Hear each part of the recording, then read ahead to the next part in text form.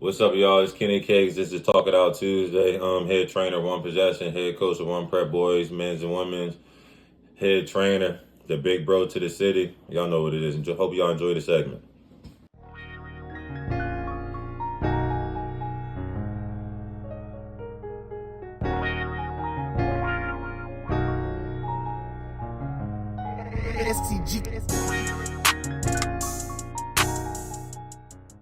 You know, I'm tired of people saying that prep school is not good.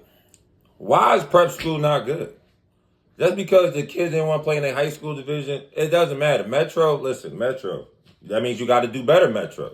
You got to play against better teams. But going to prep school is just the way it is. You go to prep school, let's think about it. I got certain kids at my school, they ain't go to prep, they want to have scholarship. That happens everywhere at prep.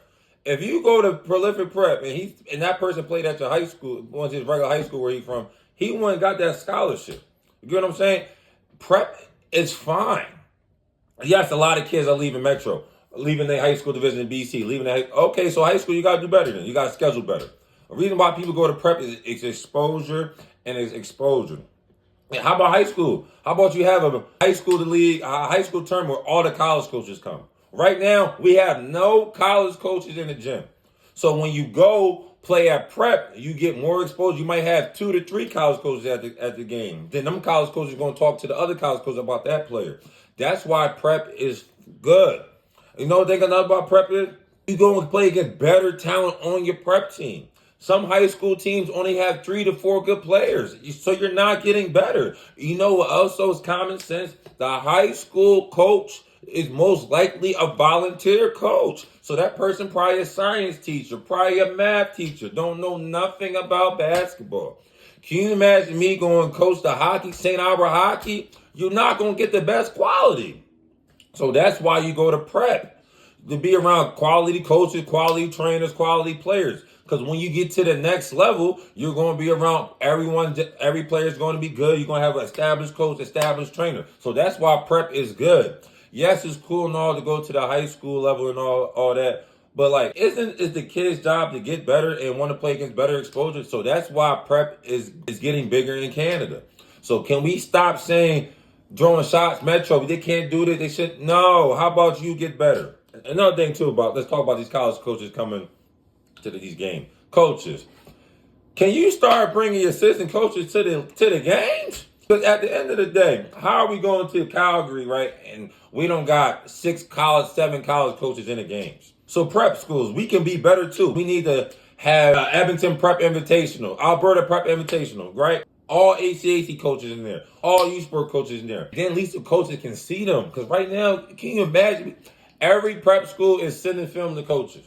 Instead of having 2 events when the coaches can come together and watch, prep will only get bigger. That's what they do in the States. That's what they do in Ontario. So this is what we got to do. We got to get the coaches. We got to get these coaches out here. And now back to the parents.